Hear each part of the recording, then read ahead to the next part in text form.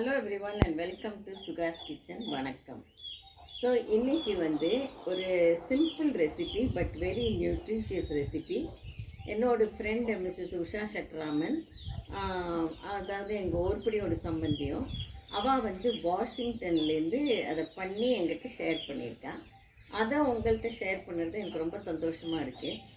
ஏன்னா இந்த simple recipe வீட்லேயே காய்க்கிற முருங்கை இலையை வச்சு நாங்கள் பண்ணி பார்த்து ரொம்ப நல்லா வந்தது அந்த ரெசிபியை ஃபாலோ பண்ணப்போ. ஸோ அந்த ரெசிபியை உங்களோட ஷேர் பண்ணியிருக்கேன். உஷாவை பற்றி சொல்லணும்னா நிறைய இருக்குது. பிகாஸ் இங்கே ஏலகிரிக்கு அவள் விசிட்டில் வந்தப்போ இதே வெராண்டாவில் உட்காந்துட்டு நாங்கள் அவள் நிறைய ஒரு storehouse of knowledge of recipes and அதில் நிறைய இந்த ஹெர்பல் ரெமெடிஸ், ஹோம் ரெமெடிஸ் எல்லாம் ரொம்ப நிறைய தெரியும் உஷா மாமிக்கு. ஸோ அதெல்லாம் பற்றி பேசிகிட்டு இருக்கிறத நானே சஜஸ்ட் பண்ணேன், இதெல்லாம் டாக்குமெண்ட் பண்ணுங்க உஷா, ஸோ தட் ஃப்யூச்சர் ஜென்ரேஷன்ஸ்க்கு அதை பாஸ் ஆன் பண்ணலான்னு. ஸோ அந்த மாதிரி பண்ணுறேன்னு சொல்லியிருக்கேன். பட் இந்த மெயின் டைம் இப்போ ஒரு ரெசிப்பியை எங்கிட்ட ஷேர் பண்ணான். உஷாவோட பொண்ணு மீரா, என்னோட நீஸ் அவள் பாட்டி, தட் இஸ் உஷாவோட அம்மாவோட ரெசிபீஸு, அப்புறம் எங்கள் மாமியாரோடது எல்லாம் கம்பைல் பண்ணி முன்னையே நான் சொல்லியிருக்கேன். இந்த கிராம்ஸ் லெகசிஸ்னுட்டு அந்த ஜென்ரேஷனோட ரெசிபீஸ் எல்லாம் கம்பைல் பண்ணா மீரா. அதில் அவள் பாட்டி உஷாவோட அம்மாவோட ரெசிபி எல்லாம் இதில் இருக்குது. ஸோ ஜானகி சேஷாத்ரின்னுட்டு அந்த மாமி ரொம்ப நல்லா ஆத்தென்டிக் குக்கிங், அந்த ட்ரெடிஷ்னல் ஆத்தென்டிக் குக்கிங் அதை பாஸ் ஆன் பண்ணியிருக்கா. ஸோ உஷா, டாட்டர் மீரா, அவர் டாட்டர்ஸு, கிராண்ட்சன் எல்லாருமே ரொம்ப நல்ல குக்ஸ். ஸோ இதை உங்கள்கிட்ட ஷேர் பண்ணிக்கிறது எனக்கு ரொம்ப சந்தோஷமாக இருக்குது.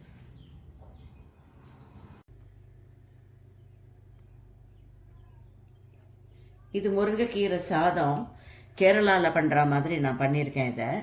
இதில் முருங்கைக்கீரை, கருவேப்பிலை, சின்ன வெங்காயத்தை அரிஞ்சு வச்சுருக்கேன், பச்சை மிளகா அதே மாதிரி, அப்புறம் இஞ்சி பூண்டு இங்கே ஃப்ரோசனாக கிடைக்கும், அதை உபயோகம் பண்ணியிருக்கேன். இதெல்லாம் வச்சு இப்போ இந்த ரைஸ் பண்ண போகிறோம். சாதம் ஜீரக சம்பா அரிசியை ஆல்ரெடி சமைச்சு வடித்து வச்சுருக்கேன். இப்போ இதெல்லாம் சேர்த்து எப்படி சாதம் பண்ணுறோங்கிறத பார்க்கலாம்.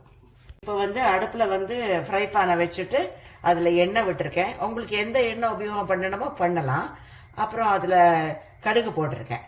கடுகு வெடித்ததும் இப்போ 1 by 1 அந்த வெங்காயம், அந்த எல்லா ஐட்டத்தையும் கொஞ்சம் ஒன்றா போட்டுட்டு வரலாம். ஓகே,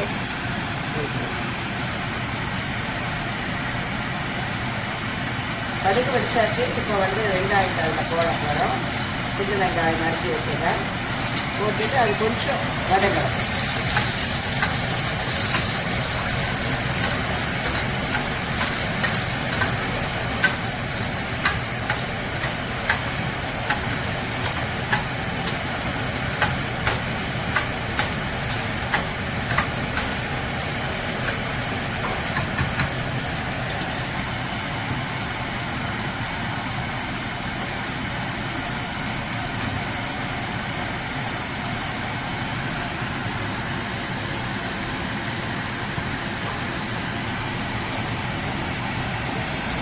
அதோடையும் சேர்த்து இப்போ பச்சை மிளகாயும் போட்டுடுவேன். காரம் நமக்கு எப்படி வேணுமோ அந்த மாதிரி போட்டுக்கலாம். நிறைய காரம் வேணும்னா அதுக்கேற்ற மாதிரி பச்சை மிளகா நம்ம இன்க்ரீஸ் பண்ணிக்கலாம். நான் 2 பச்சை மிளகா உபயோகம் பண்ணியிருக்கேன். சின்ன வெங்காயம் இங்கே கிடைக்கிறது கொஞ்சம் பெருசாக இருக்கும், அதனால ஒரு 4-5 வெங்காயம் அதை உபயோகம் பண்ணியிருக்கேன். அதில் அப்புறம் கருவேப்பிலையும் போட்டுடலாம்.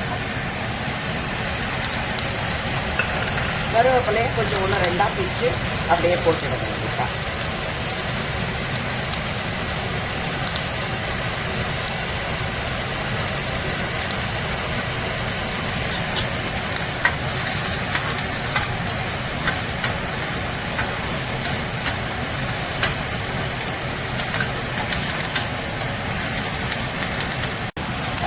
கொஞ்சம் லேசாக வதங்கினதும் ரொம்ப கலர் மாற வேண்டிய அவசியம் இல்லை. இந்த நேரத்தில் இதில் மஞ்சப்பொடி கொஞ்சம் போட்டுடலாம். எந்த கீரை சமைக்கும் போதும் மஞ்சப்பொடி கண்டிப்பாக போட்டால் மிகவும் நல்லது. ஏன்னா அதில் ஏதாவது விதத்தில் எப்படியாவது நம்ம விட்டு போயிருந்தோம்னா சரியாக கவனிக்காமையோ பார்க்காமையோ அதில் ஏதாவது பூச்சி ஏதாவது இருந்தால் கூட அந்த மஞ்சப்பொடி அதை ஓரளவுக்கு சரி பண்ணிடும். அதனால் அந்த மாதிரி போட்டுக்கலாம்.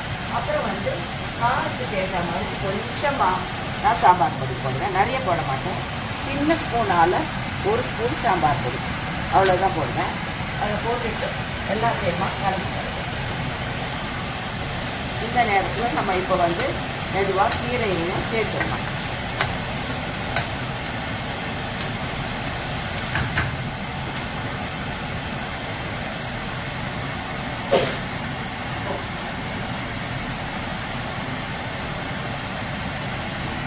கீரையை சேர்க்கறதுக்கு முன்னால் பூண்டு இஞ்சி 2 அரைச்சதை அப்படியே இதில் போட்டுடலாம்.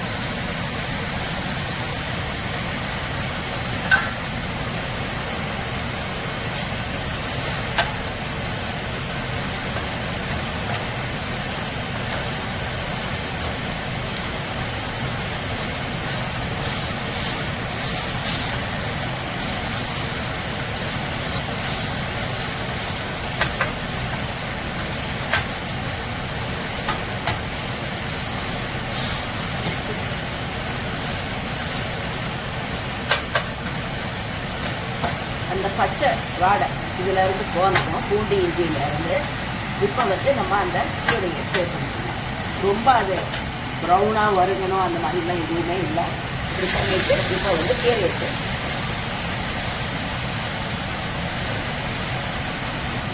2 பிடி கீரை போட்டுக்கலாம். இதோட இதுக்கு போகிறோம்.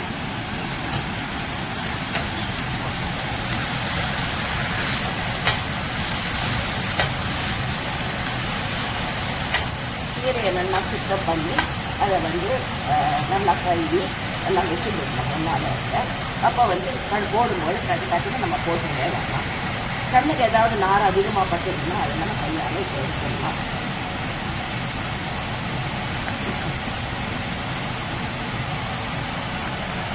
இப்போ வந்து கீரை மசாலா எல்லாத்துக்கும் சேர்த்து சாப்பிட்டுக்கும் சேர்த்து நான் சாதம் வடிக்கும் போது உப்பு போடல, அதுக்கும் சேர்த்து இப்போ உப்பு போட்டுருக்கேன். ஒரு 3/4 ஸ்பூன் உப்பு போட்டிருக்கேன். போராதுன்னா அப்புறமா டேஸ்ட் பண்ணிட்டு மேல் கொண்டு போடுறேன்.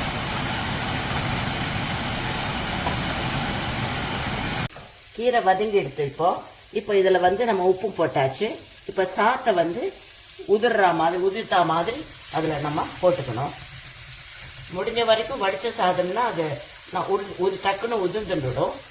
ரொம்ப போட்டு அதை பிரட்டினோம்னா உடஞ்சி போயிடும் சாதம். அதனால் நிதானமாக அதை போட்டு திருப்பி விட்டு எல்லாத்தையுமா ஒன்று சேர்ந்த மாதிரி அதை சேர்ந்து வச்ச மாதிரி பண்ணிக்க வேண்டியதுதான். கீரை சாதம் ரெடி ஆகிடும்.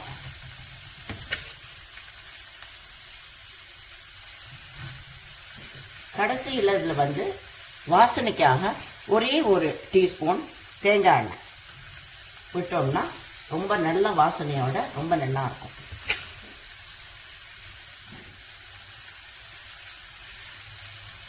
இதுலேயே ஒரு மாறுபாடுக்காக நம்ம வந்து சேப்பரிசியிலையும் பண்ணலாம். இப்போ இது வந்து நான் ஜீரக சம்பாவில் பண்ணியிருக்கேன்.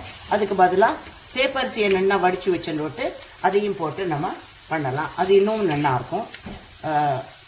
அந்த அரிசியை நான் காட்டுறேன் உங்களுக்கு.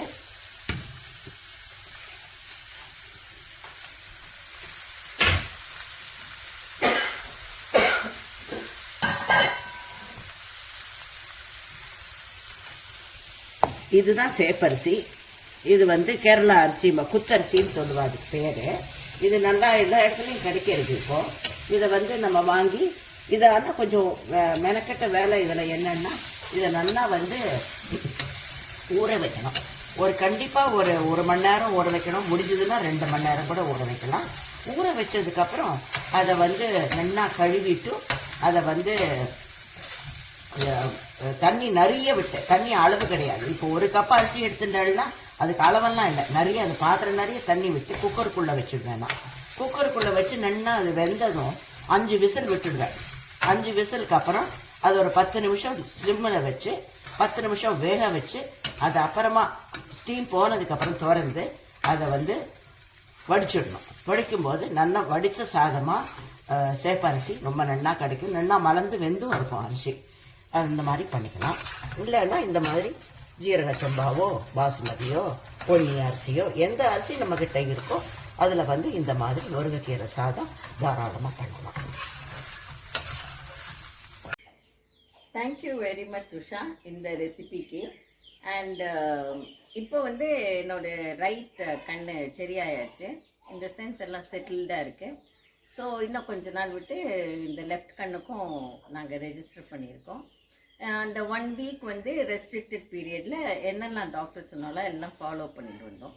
ஒரு டாக்டர் ஒருத்தருக்கு ஒரு மாதிரி செட் ஆஃப் ரூல்ஸ் ரெகுலேஷன்ஸ் கொடுப்பா, அதை மாதிரி நம்ம ஃபாலோ பண்ணிட்டு வரணும். ஸோ இந்த மாதிரி ரெசிபியை நீங்கள் ட்ரை பண்ணி பாருங்க.